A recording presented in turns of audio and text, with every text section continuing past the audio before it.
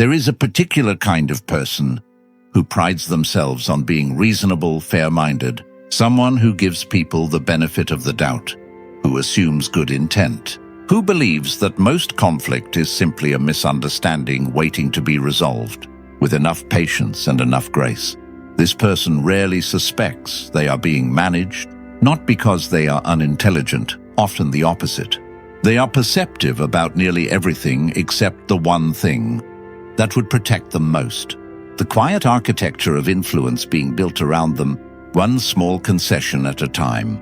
Manipulation in its most effective form does not look like manipulation.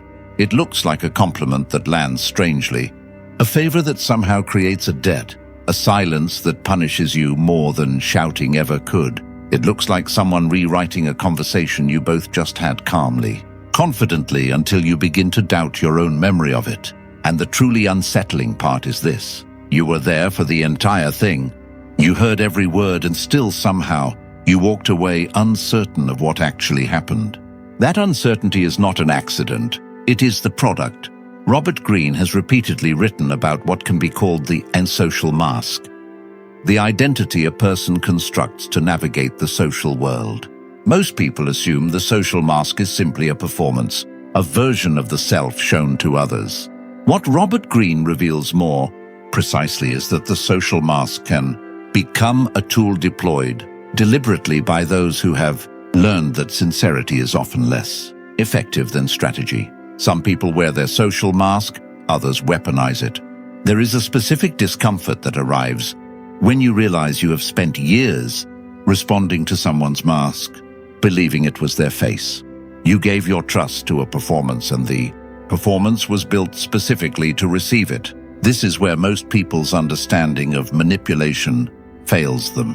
They imagine it as something crude, lying, threatening, overt cruelty, something you would notice immediately, something with edges sharp enough to cut you the first time it touched you.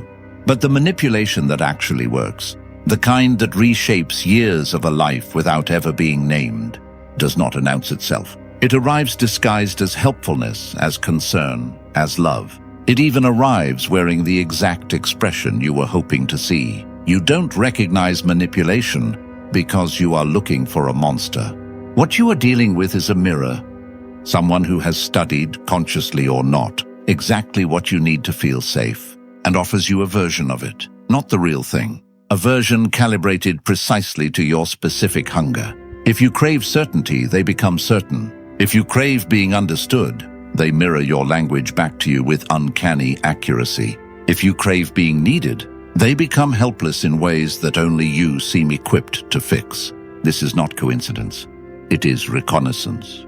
And here is the part that is difficult to sit with. The people most susceptible to this kind of influence are not the naive or the foolish. They are the empathetic, the ones who extend understanding automatically, who assume that behind every strange behavior, there is a wounded explanation worth honoring. Their compassion, which in any healthy relationship would be a gift, becomes in the wrong hands an exploitable resource. Kindness without discernment quietly teaches people what they can get away with, and predictability to someone operating with intent is simply information. Robert Greene repeatedly points to a hidden side of human nature that most people refuse to examine directly. What is spoken about far less often is that manipulators rely on your hidden vulnerabilities as much as their own. They rely on the parts of yourself you have not yet understood. Your fear of conflict, your need for approval, your discomfort with disappointing people.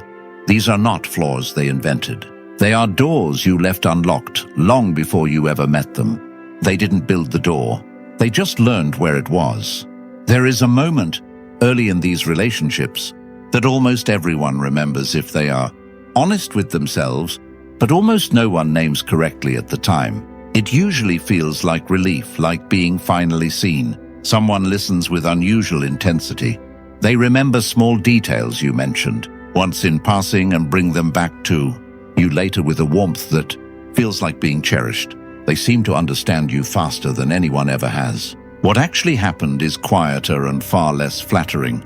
You were being studied not maliciously, at least not always consciously, but studied nonetheless. Your preferences catalogued, your insecurities noted, your triggers mapped with the patience of someone, building a long-term structure rather than a passing connection. This is the part almost no one wants to accept. Attention is not the same thing as love. It can be the exact same behavior wearing a different intention underneath. The unconscious mechanics of manipulation rarely begin with a demand. They begin with a gift, something given freely, generously, almost overwhelmingly before anything has been asked in return. A level of attentiveness that feels, by any normal standard, disproportionate to how new the relationship is. And the human mind, wired for reciprocity, responds to disproportionate giving with disproportionate trust. This is not a flaw in your character. It is a feature of how social bonding has functioned for the entire span of human history. Generosity signaled safety. For most of our evolutionary past, that signal was reliable enough to keep. It simply was not designed for an environment where generosity could be manufactured as a strategy rather than felt as an emotion. You were not foolish for trusting the signal. The signal itself has only recently learned how to lie. Once trust is established, the second phase begins, and it is almost always invisible while it is happening. It is the phase of small redefinitions. A boundary you once held firmly gets reframed gently as rigidity. A need you once expressed clearly gets reframed as being difficult. Your own history gets edited in real time, told back to you with just enough distortion, that you start reaching for the version being offered, instead of the version you actually lived. This has a name in psychological language: gaslighting. But the term has been used so often it has lost its precision. What it actually describes is something more specific and more disturbing than simple lying. It is the slow replacement of your internal reality with someone else's narrative, delivered with enough confidence that confidence itself becomes the evidence. You begin to doubt not what happened, but your right to trust your own perception of what happened. That is the actual injury, not the incident itself, but the erosion of the instrument you would normally use to evaluate it. Robert Greene repeatedly argues that real power begins with psychological independence, the process of becoming a fully differentiated individual, distinct from the expectations, manipulation, and projections of others. Manipulation, in its most corrosive form, is the direct inversion of that process. It does not attack your body or your reputation first. It attacks your psychological independence. It blurs the line between your thoughts and theirs until you can no longer tell, without significant effort, which parts of your inner life still belong to you. Most relationships don't announce their control. They simply narrow gradually until control is the only shape left inside them. There is a specific silence that develops in people who have been managed this way for a long time. It is not the silence of someone who has nothing to say. It is the silence of someone who has learned through repeated small corrections that saying it will cost more than staying quiet. You stop bringing things up not because they stopped mattering to you, but because bringing them up always seemed to result in you apologizing. By the end of the conversation, regardless of who started it, that pattern is not a coincidence. That pattern is the entire design. Manipulators, particularly the skilled ones, rarely need to win an argument outright. They only need to make disagreement expensive enough that you begin to ration it. Eventually, you ration it into silence, and silence looks from the outside remarkably like peace. There is a particular kind of exhaustion that has no clear source. You cannot point to a single event and say, "That is what did this to me." There was no dramatic betrayal, no identifiable villain, nothing that would hold up as evidence if you tried to explain it to someone standing outside the relationship. There is only a slow, cumulative depletion and the unsettling sense that you have somehow become a smaller version of who you used to be. This is what long-term manipulation actually produces, not a wound, a shrinkage. People assume manipulation looks like control, obvious and visible, someone dictating your choices from the outside. But its most effective form does not need to control your choices at all. It only needs to narrow what you believe your choices are. You are not told what to think. You are simply given fewer and fewer alternatives to think about. This happens through a mechanism Robert Greene discusses repeatedly when examining human nature: projection, the process by which a person disowns an unacceptable part of themselves and locates it instead in someone else. The manipulator who accuses you of being controlling is very often describing themselves with startling accuracy, simply pointed in the wrong direction. The one who insists you are too sensitive is frequently the one who cannot tolerate feeling anything at all. Projection is efficient precisely because it borrows your own conscience as its delivery mechanism. You already believe in fairness. You already want to consider that you might be wrong. So when an accusation arrives, especially one delivered with total certainty, some part of you begins investigating yourself for the flaw being described rather than investigating the person describing it. You become your own interrogator, working on their behalf without ever being asked directly. That is the mechanism, not force. Cooperation extracted through doubt. Here is where the disturbing realization begins to surface, the one most people spend considerable energy avoiding. If manipulation depends on your own conscience as its primary tool, then the manipulator is not the only person responsible for what happened to you. This is not the same as blaming the victim of manipulation for being manipulated. That distinction matters and should never be blurred. But there is a difference between blame and understanding. And understanding requires looking at the specific vulnerability that was exploited, because that vulnerability does not disappear once the relationship ends. It simply waits for the next person who knows how to find it. The people who manipulated you were not the origin of your self-doubt. They were simply the first ones skilled enough to profit from it. This is the sentence most people are unwilling to sit with because it feels like it removes the villain from the story, just when you finally identified one. But nothing here excuses what was done to you. It only widens the frame enough to include a second, quieter question. Where did that doubt come from originally? And why did it feel so familiar the moment someone else started using it against you? For many people, the answer traces back further than any manipulator they can name. It traces back to earlier environments, families, classrooms, first relationships, where being agreeable was rewarded and being difficult was punished subtly, consistently, long before anyone had the language to call it conditioning. Robert Greene would describe this as the gradual construction of the social mask under pressure. A mask built not from authentic expression, but from whatever version of yourself kept you safest, kept you accepted, kept you from being abandoned. The manipulator did not build that mask. They simply recognized its seams and knew exactly where to press. This is why the same person, seemingly intelligent and self-aware in every other domain of their life, can find themselves entangled repeatedly with people who treat them the same corrosive way. It is rarely coincidence, and it is never a character flaw. It is a pattern seeking its familiar shape over and over until it is finally seen, clearly enough to be interrupted. Recognizing manipulation, then, is not primarily about becoming more suspicious of other people. It is about becoming familiar enough with your own unexamined vulnerabilities that no one else can. Discover them before you do. This is where the frame begins to rotate slowly, and what looked like someone else's cruelty starts to reveal a second layer, one that involves you directly, though not in the way guilt would suggest. You were not naive. You were adapted to environments where noticing too much, too early, too loudly cost you something, adapted to relationships where your needs were treated as negotiable and everyone else's were treated as fixed. That adaptation did not make you weak. It made you exactly the kind of person who could survive difficult conditions by becoming extraordinarily attentive to the emotional weather of others. The tragedy is not that you developed this skill. The tragedy is that manipulators can read this skill from a distance, the way a predator reads which animal in a herd has learned to keep its head down.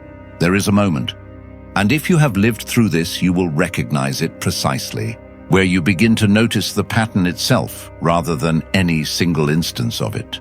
Not this person did this to me, but this keeps happening in different rooms with different faces, and I keep arriving at the same diminished version of myself. That moment is not comfortable. It does not feel like empowerment. It feels initially like grief because it means acknowledging that the problem was never fully external. Some of it was undeniably the responsibility of people who chose deliberately, or through their own unexamined patterns, to exploit what they found in you. But some of it belonged to a much older agreement you made with yourself, usually as a child, usually without conscious choice, that your safety depended on making yourself easy to manage. That agreement is still running in the background of your adult relationships. No one told you it expired. Robert Greene repeatedly points out that human nature does not simply leave old patterns behind. It repeats them until they are recognized clearly enough to be understood, rather than merely survived. This is why certain dynamics feel eerily familiar, even with people you are certain you have never met before. In circumstances you are certain are entirely new. The dynamic is not new. Only the face wearing it is. You keep meeting the same lesson because you have not yet finished learning it. This is where the disturbing realization crosses a threshold that most psychological content is careful never to approach because it is uncomfortable and it does not flatter the viewer. Manipulators are not rare, exotic predators who require special vigilance to detect. They are, in most cases, ordinary people who have simply learned through their own history that manipulation works, and who apply it wherever it continues to work. It stopped working on you the moment you stopped supplying the doubt they were relying on. This is not a strategy you can perform. It cannot be faked because manipulators are, if nothing else, remarkably skilled at detecting performance. What actually disrupts the pattern is something quieter and far more difficult to manufacture. A genuine, settled relationship with your own perception. One that does not require external confirmation to feel valid. People don't resent your certainty. They resent losing access to your uncertainty, because uncertainty was never a weakness to them. It was the resource they had been extracting the entire time.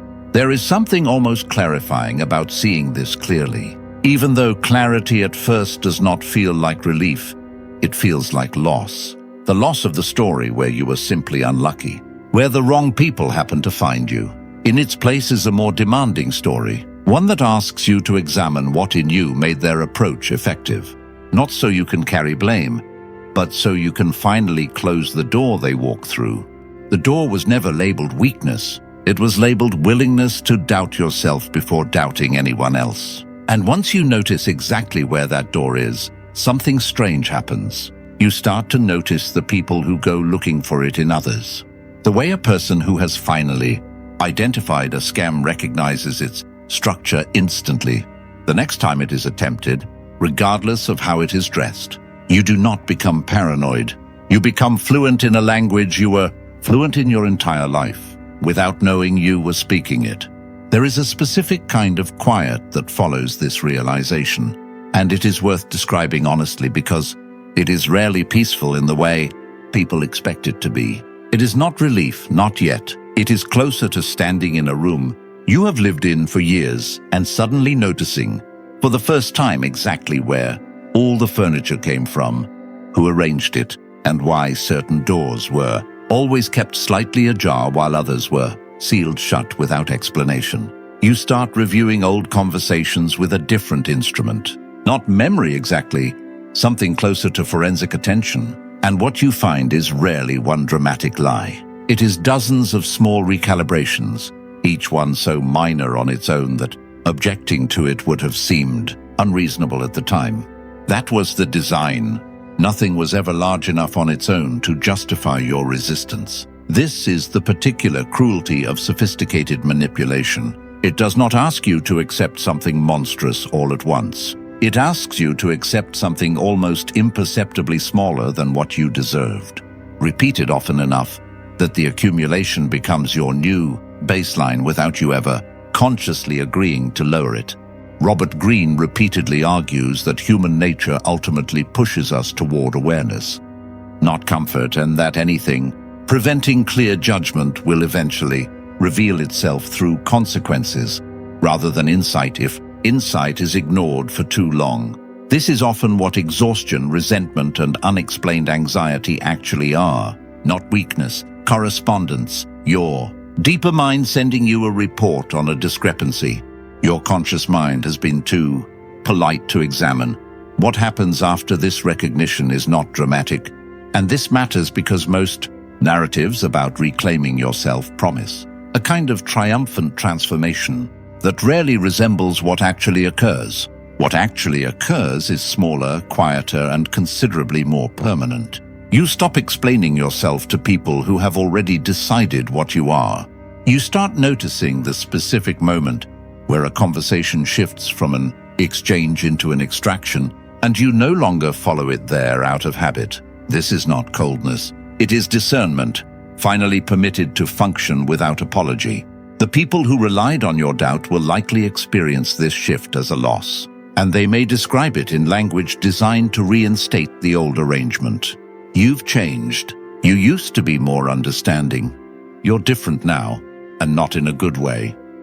What they are actually saying, without realizing it, is simpler than it sounds. You are no longer supplying what I was taking. That sentence, once you can hear it clearly beneath whatever softer language it arrives in, becomes very difficult to unhear again in any future relationship. This is not paranoia. It is the return of an instrument that was always yours, temporarily borrowed by people who benefited from you believing you didn't have it.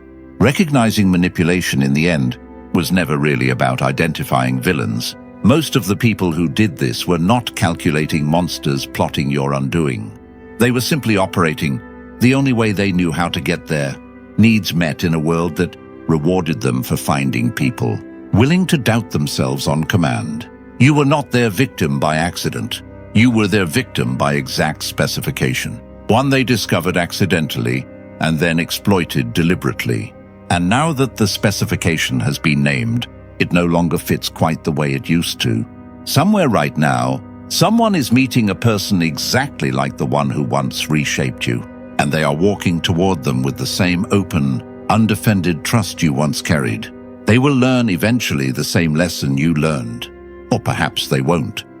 Perhaps they will spend years the way you did, mistaking erosion for love, doubting themselves fluently in a language someone else taught them to speak. There is no guarantee that awareness arrives in time to prevent the damage. Sometimes it only arrives afterward, quietly, uninvited, forcing you to recognize the shape of something you have already survived.